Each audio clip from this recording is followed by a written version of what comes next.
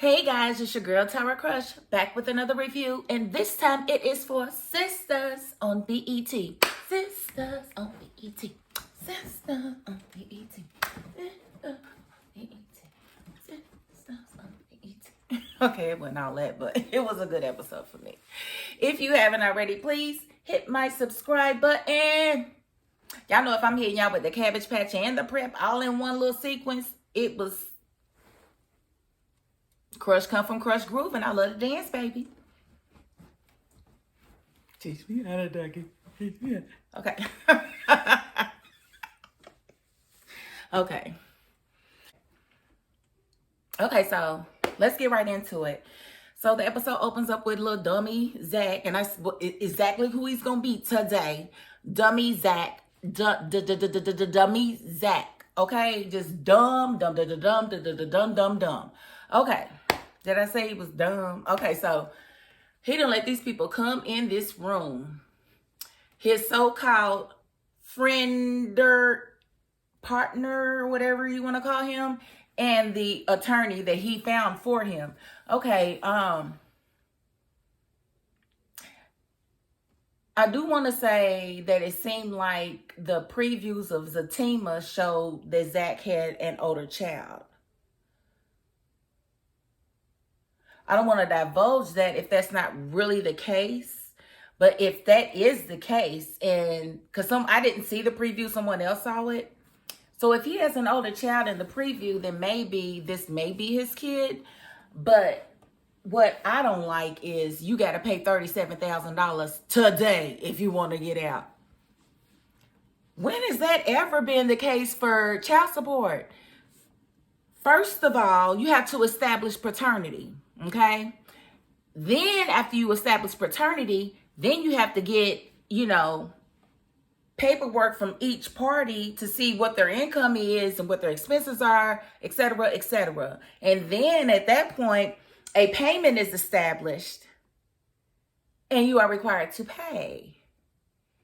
This man telling him that he got to pay $37,000 today in order to get out, and he fell for it? Come on, Zach, you was not that slow, bruh. You are not that slow. You don't even know if you say you don't think this is your child. Nothing said, let me call my boo, because she done got me out before. She done got me out of a pickle before. The last pickle was Karen's pickle. Mad because she wasn't getting my pickle. Y'all have to tell me what y'all think, but I think he was really, really dumb and naive in that moment. And it even though someone told me that what they think they saw in the previews or what they actually saw in the previews for Zatima, it just does not make any sense that they will come in with this bogus story. And mind you, neither he nor Fatima know that all of these people are connected. Okay, so Zach knows that his friend is connected to Gary, but he don't know that Gary is connected to Hayden. Nobody knows that. So being that we know Hayden was definitely still after Zach, I can't say that he's totally innocent, even though it was funny watching him run. I can't say that he's totally innocent because I don't know. It seems like it's a money grab, and it seems like Gary is behind it. I don't know. It just seems funny that you got all of this disposable income, and then all of a sudden your partner's going to, give Gary the money so that he can get out. Bruh, call Fatima and say, look, bring me some money down here. I'm not about to owe you nothing. I'm not about to owe you a thing, sir. Like, he said, what, you don't trust me? No, that was the smartest thing Zach said while he was in that room. Like, people, okay, if you've done time before, Zach, you should be used to being like, why are you so scared to be in jail? I would have sat there at least a week before I would have, submitted to anything like that, because I need to see the judge, and I need the judge to look me in my eyes and tell me that he needs me to pay the entire amount of the arrears of my child support. Like, where did this number even come from? Where did this number even come from? And the fact that he bought it, listen. I cannot Okay, so Andi and yeah, because I'm moving right along. Okay, I'll come back to it. Andi and Dani at dinner was cute. Of course, Dani steals the show as usual, and we all knew what it was. Andi wanted to meet with Dani because she needed somebody to tell her that it was okay to start seeing Gary again, which is the dumbest thing I've ever seen in my life. I do not know why she felt. If you want to be with the man, be with the man. You know what I'm saying? Why do you even need anybody else's input on it? Please tell me why you feel like you need to have Dani there. And Dani, I wish he wouldn't write her character so bland and so shallow. It's like, keep everything. But she did at least say that she didn't think that she should be with Gary. But she predicted it. She said, it's going to keep happening until you're tired of it. And you're not tired yet. And a light bulb went out in Andi's head. It's like, girl, you dumb. Okay,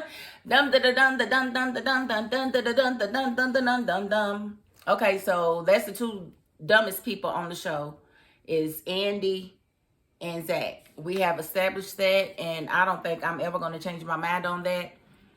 No, I'm not going to call Andi dumb. I'm going to call her naive. I'm going to call her inexperienced. I'm going to call her young-minded. I'm going to call her materialistic.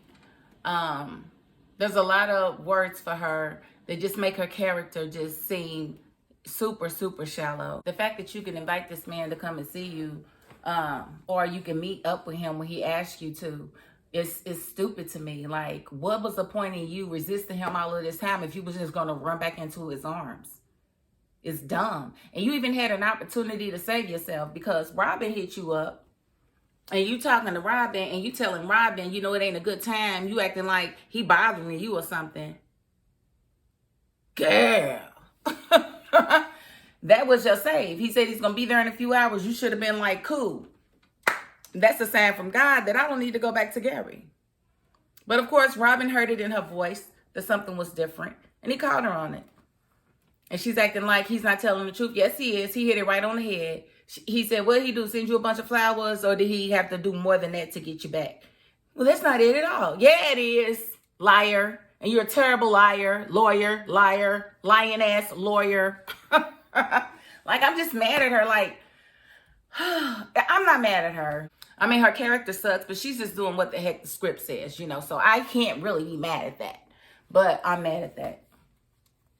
Because I'm over it. Like, I'm just over her going back and forth, teetering, tottering. One minute she's happy with Robin. She understands that this is a good thing for her. And the next minute she's got a Rolls Royce and a penthouse suite that she acts like Robin couldn't buy for her.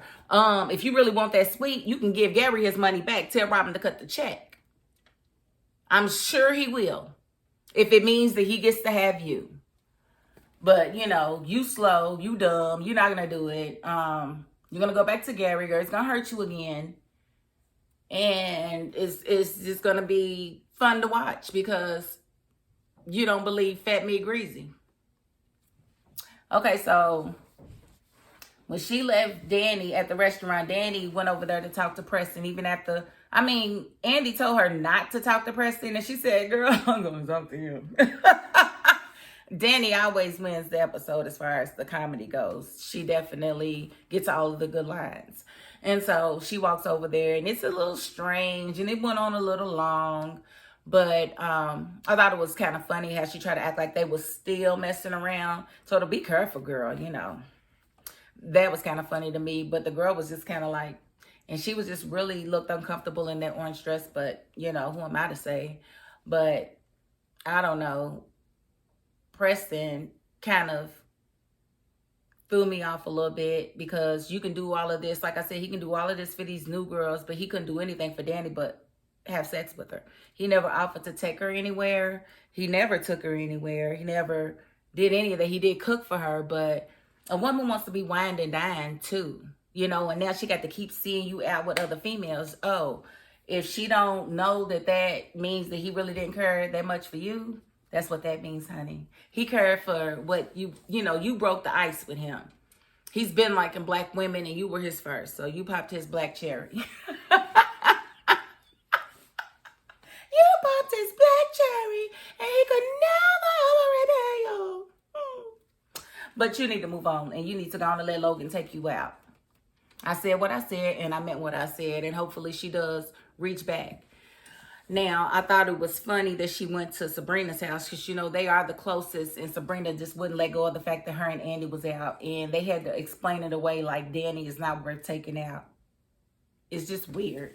It's weird how they do Dani, but Dani goes to talk to Sabrina, and Sabrina in turn tells her about the restaurateur who has asked her on a date and came to her bank and gave her his card so that she could call him if necessary. Well, she tells Dani that he's very rich, and Dani immediately snatches her phone, uses her face, opens the phone, and texts the guy. And he's like, she basically asked him to meet for dinner.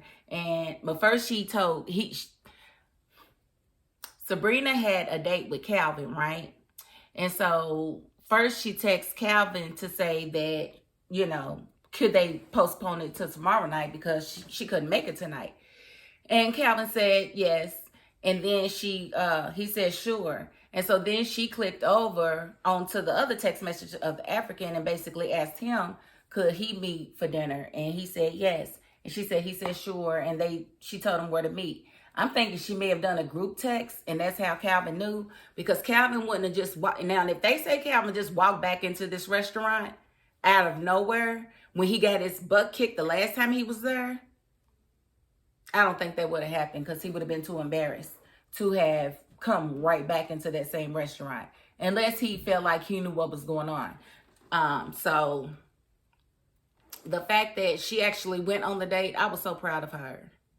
I was so proud of her, because Calvin, how many times has Calvin wouldn't done what he wanted to do in the midst of whatever it is that they doing? Like, he'll have, you know, he can crawl out of Sabrina's bed and go straight to the next, you know, the next woman's bed, and it's fine because they're not together. You know, it's stupid, and I don't like him at all.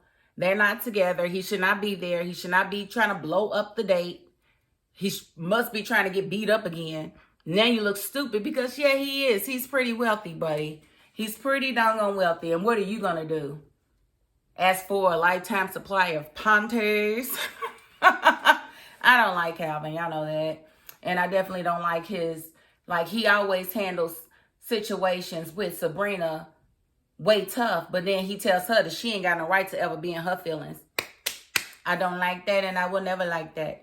Let's talk about Q and Maurice real quick, because I have to. Q, of course, was sitting in the room, bucket naked, and him, you know, Maurice and Calvin go in the room. Calvin stays a little long, staring at Q.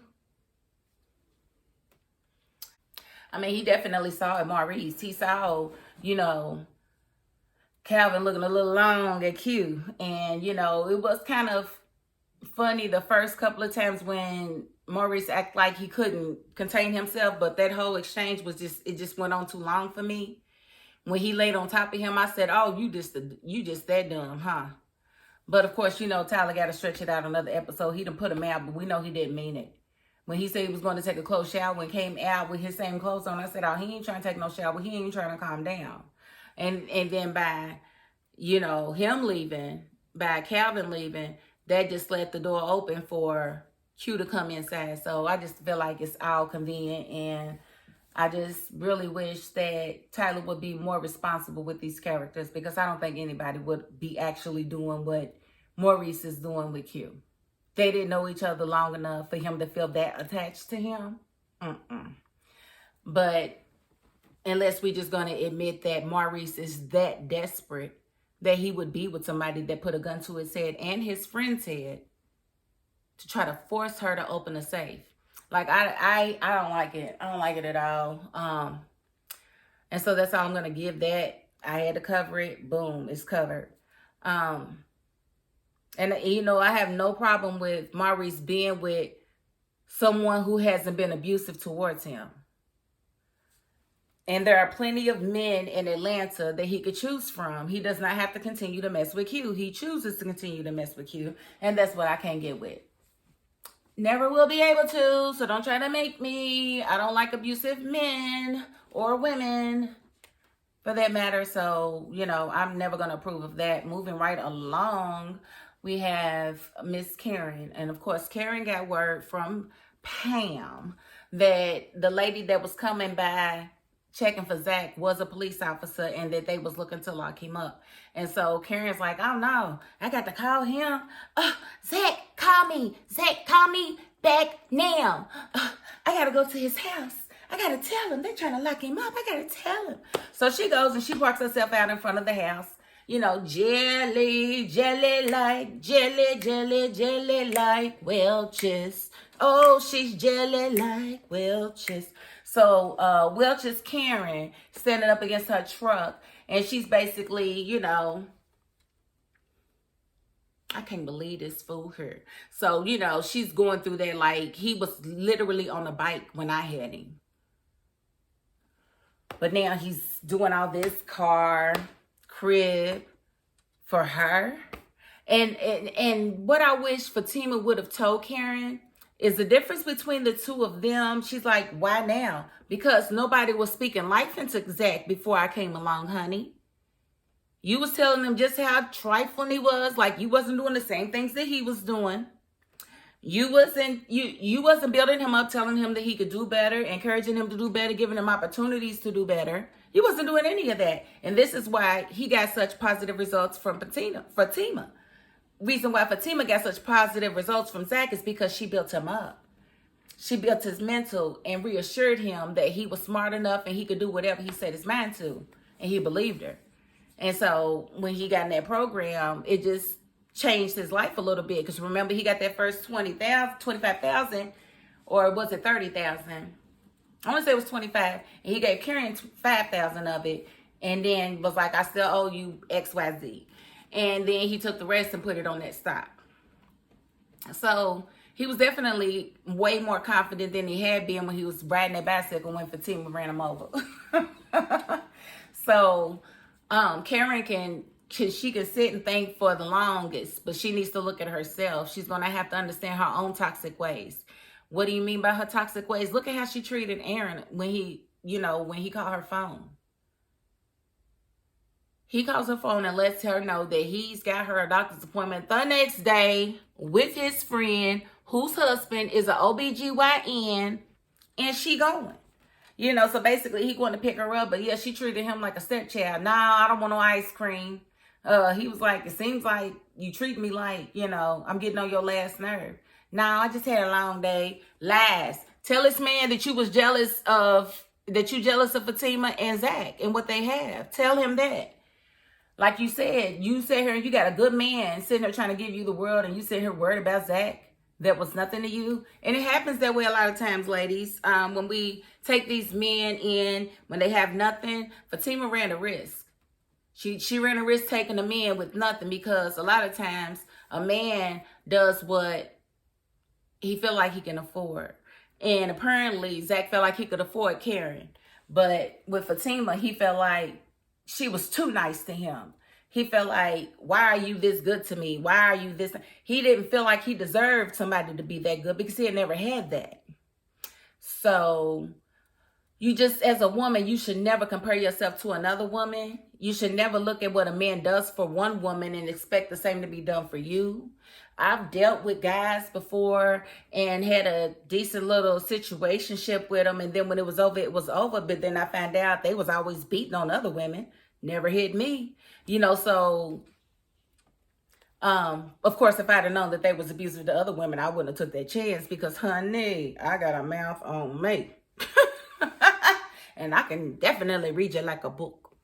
And I don't need no man that's, you know, free with them hands. I don't know. Because I'm a be free with this finger. Free my finger because I'm going to kill him tonight. That's just not something I'm going to deal with. So that's why I'm so very disappointed in Andi. Even thinking about taking Gary back because he's definitely the recipe for a domestic violence case. Like, it's written all over his face. But whatever. But with Karen, you know, I really didn't appreciate that. And then for Fatima to go inside and to hear that police came and got him, How you don't know he's arrested? Why do we see you chasing Hayden with a baseball bat instead of going to get your man out of jail? That makes sense to y'all? It don't make sense to me. I don't understand the whole logic in that. First of all, I don't understand the logic in you even calling him, telling him he's dead. You don't know exactly what's going on, which we can assume that he may be involved, but it could be Gary all by himself, or it could be a legitimate claim. The only thing that's not legitimate is the fact that Gary was arrested and not, demanded to pay monies that he should know, because paternity hasn't been established. So they say that she's been looking for him for 3 years, but you always knew where Karen lived. So I don't understand that. You always knew where Karen's shop was. So I don't understand that. Can anybody help me with that? I don't understand if it's actually legitimate, and it very well could be, because again, rumor has it Zach does have a love chat out there somewhere. So we'll just have to see how that shapes up. But I think that was it. I think I covered it all. But again, this was a good episode for me. I feel like the storyline advanced a bit, because I didn't see Sabrina actually letting somebody take her out so soon. I think hopefully she will be done with Calvin for good after this, after he embarrasses her this time.